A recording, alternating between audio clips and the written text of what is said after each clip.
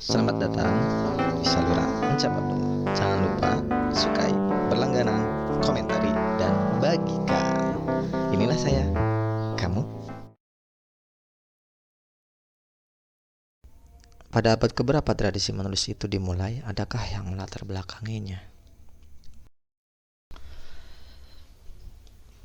Ini sumber dari Republika ya.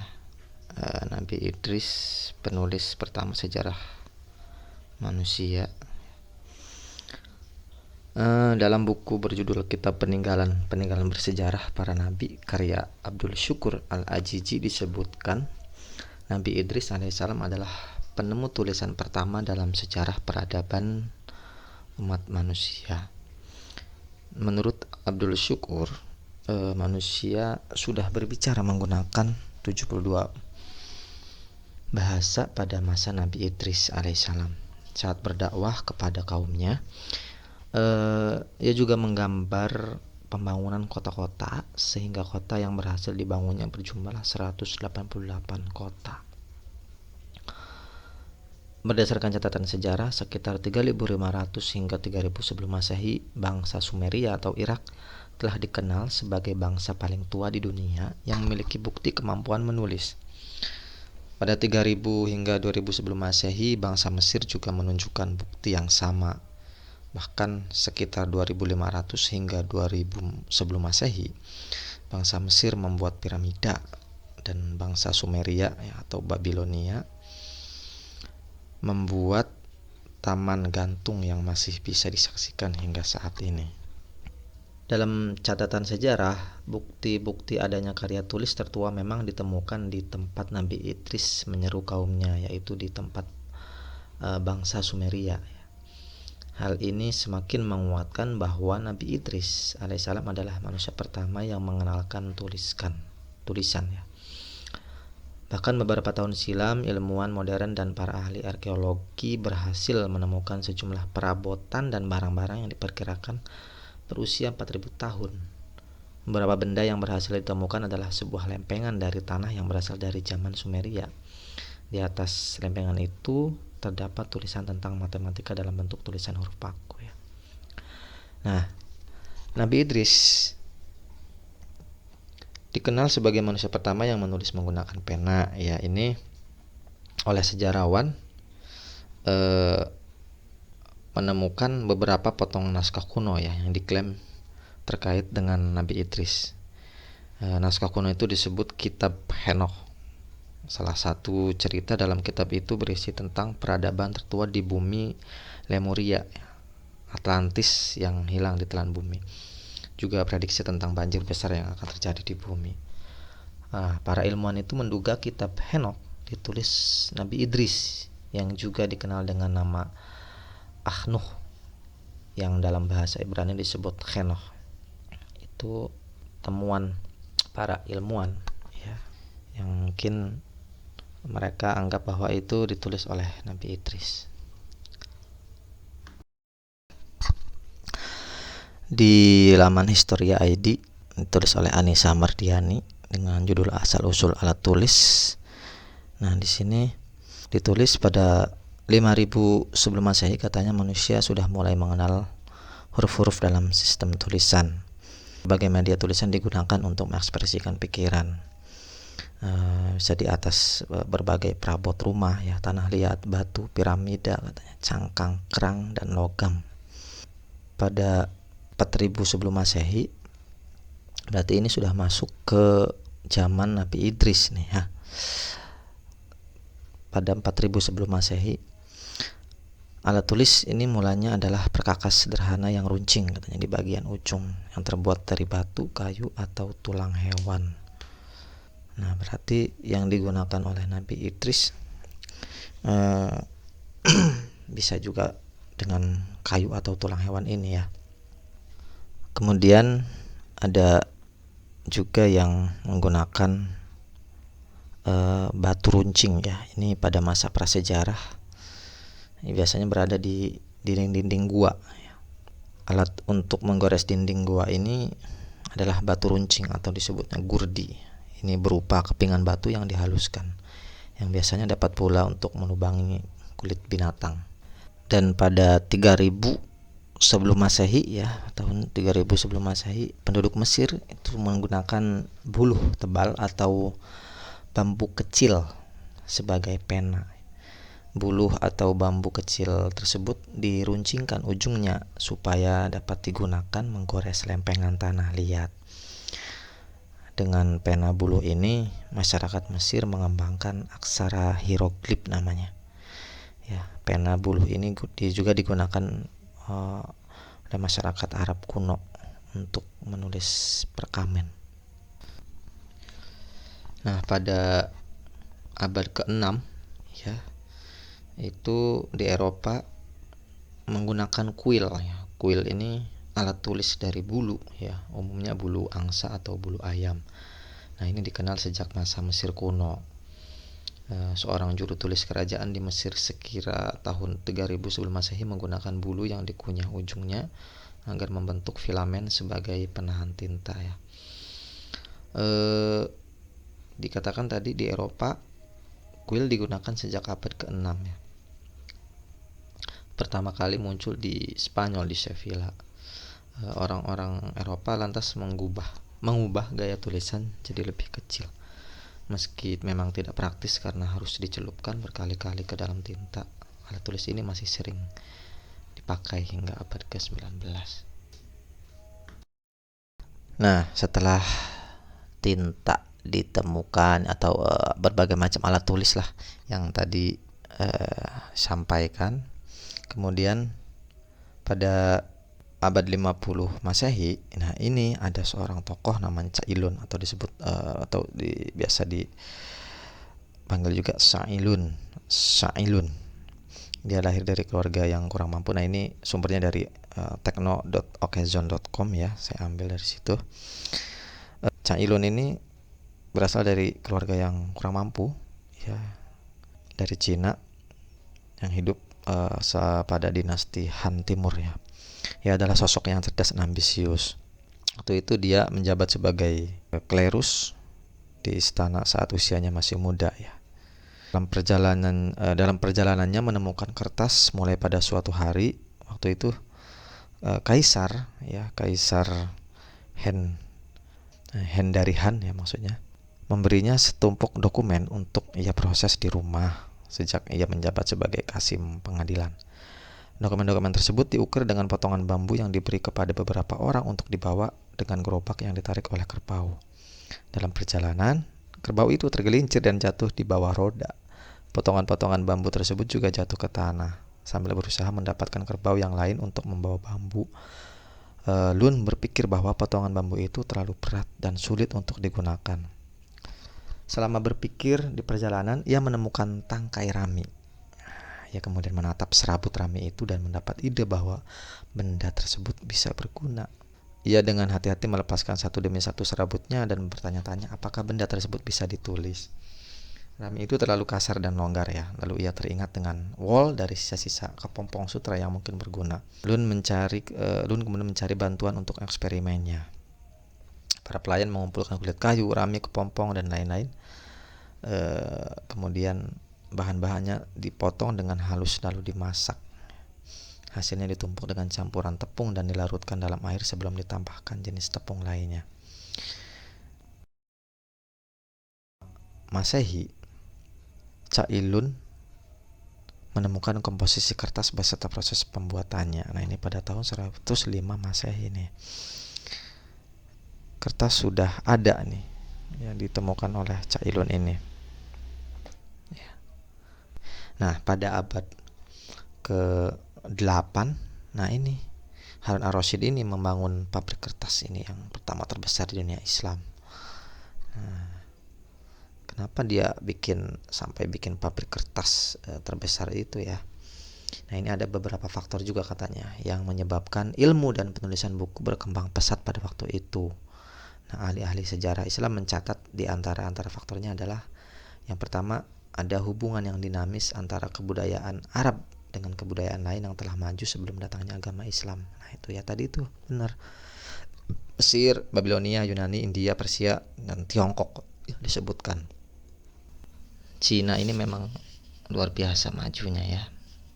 semuanya mesin cetak ya. Kemudian ide-idenya itu memang dari sana ya. Jadi huruf cetak bergerak sebelum ditemukan pertama kali, sebelum ditemukan oleh Gutenberg yang mungkin sekarang kita terkenalnya oleh Gutenberg itu ya, itu juga pertama kali ditemukan oleh Piseng ya, orang Cina itu. Kemudian cetak blok juga dikenal di Cina berapa abad sebelum Gutenberg juga ya. Bahkan sebuah buku dari tahun 868 ditemukan di sana.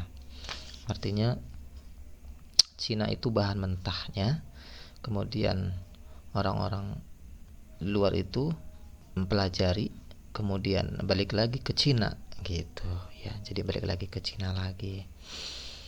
Jadi yang pelajari prosedur-prosedur mencetak modern itu ya dari barat gitu. Namun di buku Johart ini juga ada keterangan bahwa orang Eropa juga tidak mempelajari pembuatan huruf cetak bergerak dari Cina ya ternyata, tetapi hasil kreasi sendiri. Oh gitu ya. Jadi mereka saling membuat saling mencari bagaimana cara membuat huruf cetak bergerak itu.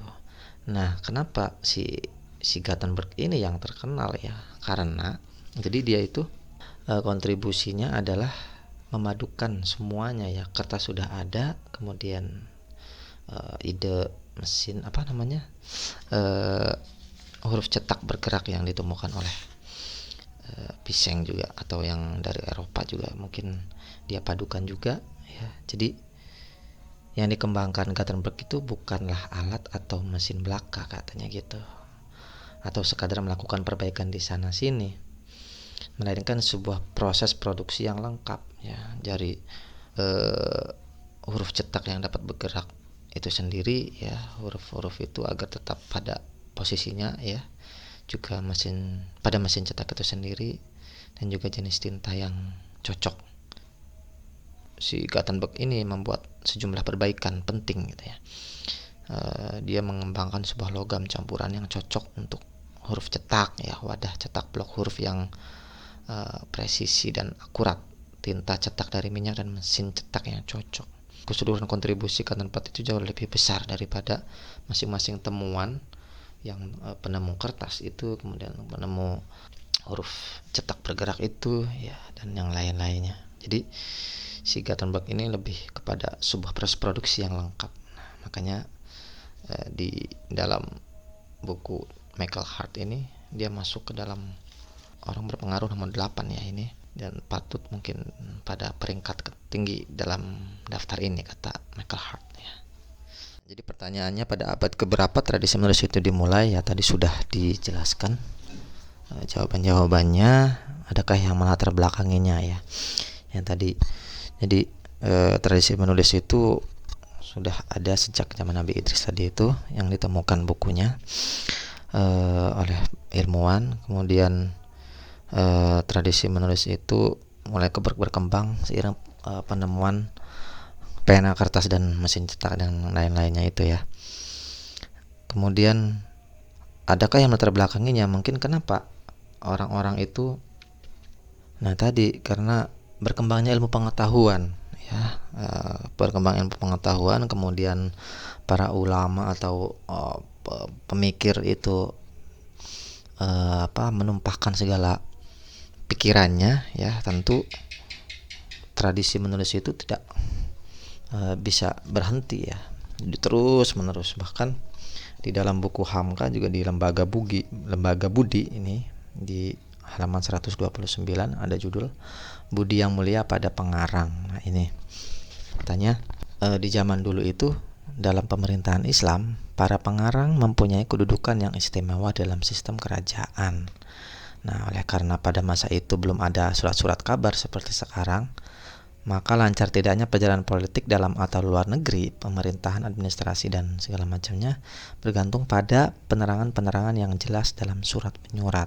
Jadi ini agar urusan-urusan khalifah-khalifah atau sultan-sultan itu bisa diterima oleh banyak orang ya, dengan sebaik-baiknya. Nah, niscaya para pengarang itu haruslah mengerti, orang-orang yang mengerti betul politik kerajaan dan segala macam, dan pengetahuannya tentang agama Islam dan sebagai agama kerajaan juga harus dalam.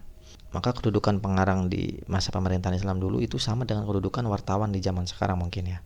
Ini kata Hamka, kerajaan-kerajaan Islam baik di zaman Bani Umayyah, Abbasiyah di Baghdad ya, kerajaan Fatimiyah di Mesir atau Bani Umayyah di Andalusia Spanyol, dan kerajaan Islam Spanyol sesudah jatuhnya kerajaan Umayyah juga ya. Nah, salah seorang pengarang istana itu ialah bernama Abdul Hamid Al-Khatib. Dia menjadi pengarang di dalam istana Khalifah Umayyah yang terakhir. Salah satu suratnya yang terkenal bernama Risalatu ila Kutobi, surat kepada para pengarang.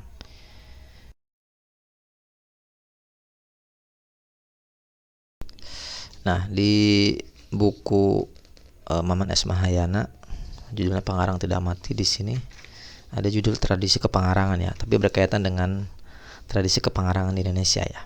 Katanya gini, tradisi kepengarangan itu telah punya sejarah yang panjang katanya gitu. Nah, ini cikal bakalnya katanya dimulai sejak zaman raja-raja. Nah, kenapa orang menulis katanya gitu kan?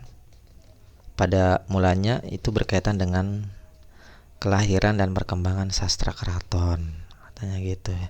Pada saat itu sastra keraton itu mengangkat kehidupan istana dan raja-raja ya. Penciptaan karya sastra dimaksudkan sebagai salah satu alat untuk melegitimasi kekuasaan raja. Bagaimana tradisi kepengarangan atau kepenulisan kesusastraan itu di luar keraton katanya gitu ya. Dalam konteks ini kita mesti melihat dari tradisi lisan dulu ya, dari mulut ke mulut, oral gitu ya dulu itu. Kemudian tradisi kepengarangan ini menjadi sebuah profesi khusus ketika dimulai dari lingkungan keraton yang diperankan golongan bangsawan. Dalam hal ini dimaksud profesi kepengarangan adalah pekerjaan atau aktivitas yang menghasilkan atau mendatangkan keuntungan tertentu. Nah, sama halnya seperti yang dalam buku Hamka tadi itu, Lembaga Budi ya, dalam dunia Islam, bahwa pengarang itu mempunyai kedudukan yang sangat istimewa dalam sistem kerajaan. Ini juga sama ya, di dalam buku Pengarang Telah Mati ini, Maman S. Mahayana berawal dari kerajaan. Bahkan ini posisinya sangat penting, bahwa aktivitas seorang pengarang ini mendatangkan keuntungan tertentu ya. Nah, ini pihak kerajaan biasanya memberi balas jasa atau profesi itu dalam bentuk pengayoman. Raja bertindak sebagai pelindung dan kerajaan memberi berbagai fasilitas, tidak hanya kepada pujangga atau pengarang yang bersangkutan, tapi juga kepada segenap anggota keluarganya. Jadi sebelum tulisan hadir ya, hal-hal yang berkaitan dengan kesusastraan atau kepenulisan juga tidak ada yang tumbuh itu adalah lisan ya, sastra lisan. Jadi ketika orang sudah mengenal tulisan, beberapa cerita lisan itu lalu ditulis. Banyak pula cerita itu disengaja dibuat oleh suruhan raja, sultan atau bangsawan yang gemar akan cerita-cerita itu. Beberapa pejabat Belanda juga banyak menyuruh pegawainya yang pribumi menyalin cerita-cerita yang didengarnya itu ya. Ketika alat cetak diperkenalkan, terjadi perubahan besar dalam tradisi kesusastraan di Nusantara atau di Indonesia ini. Sejak itulah penerbitan buku juga dimulai. Yang pertama kali kalau di Indonesia itu adalah yang mengawali, ada dua nama ya, yang mengawali penerbitan karya sastra yang di Indonesia ini menggunakan alat cetak adalah Raja Ali Haji dan Abdullah bin Abdul Qadir Munsyi. Dari sinilah sesungguhnya tradisi kepengarangan dan kesusastraan Indonesia modern dapat ditelusuri. Perkembangan sangat cepat ya terjadi setelah diperkenalkannya alat cetak ya. Setelah itu bermunculan sejumlah penerbit swasta menjelang dan awal tahun 1900. Ini dari zaman Gutenberg tahun 1400 ya, sejak itu mulai menjamur penerbit-penerbit ya, cetak buku segala macam itu.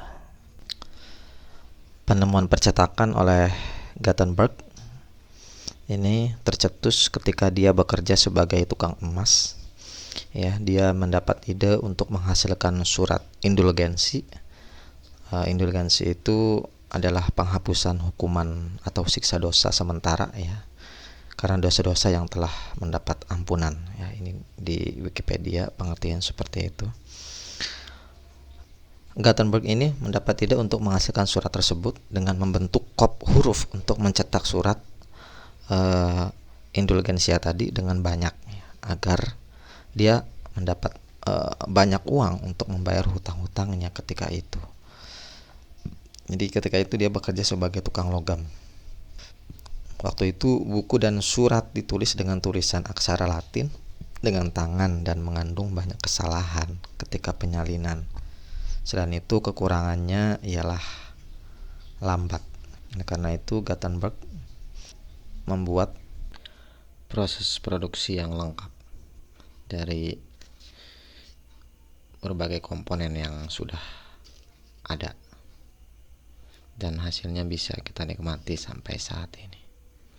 Terima kasih.